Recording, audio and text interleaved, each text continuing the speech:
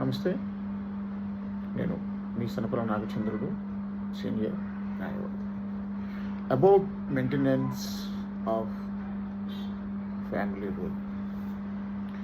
మిత్రులారా, మెయింటెనెన్స్ అంటే భార్యాభర్తల మధ్య ప్రాబ్లం వచ్చి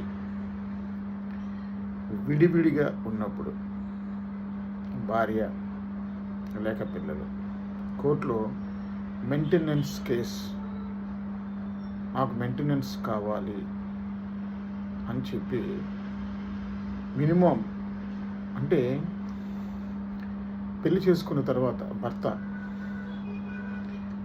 మినిమం మెయింటెనెన్స్ అంటే మినిమం స్పెషాలిటీస్ భార్యకి కానీ లేక పిల్లలకు కానీ ఇవ్వాల్సిన రెస్పాన్సిబిలిటీ అయితే ఉంది.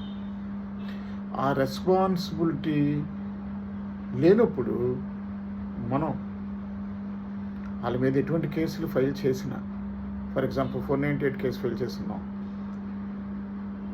అప్పటికి ఇంకా మనం ఆ కేసు ఇంకా రాజీకి రాలేదు.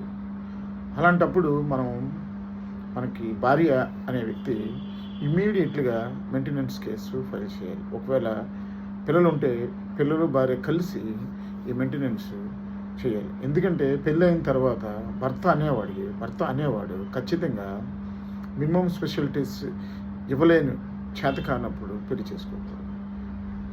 పెళ్లి చేసుకున్న తర్వాత ఆ మెయింటెనెన్స్ అనేది ఖచ్చితంగా ఇవ్వాలి.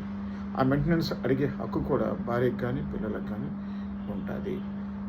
అయితే ఈ మినిమం స్పెషాలిటీ ఇవ్వలేనప్పుడు మనం కోర్టుకి వెళ్తాం కాబట్టి కోర్టుకి ఏ విధంగా వెళ్ళాలి, మెయింటెనెన్స్ ఏ విధంగా వేయాలి అంటే, మెయింటెనెన్స్ అప్లై చేయడం ఎలా అంటే హిందూ మ్యారేజ్ యాక్ట్ ప్రకారం మెయింటెనెన్స్ అప్లై చేయడానికి అవకాశం ఉంది.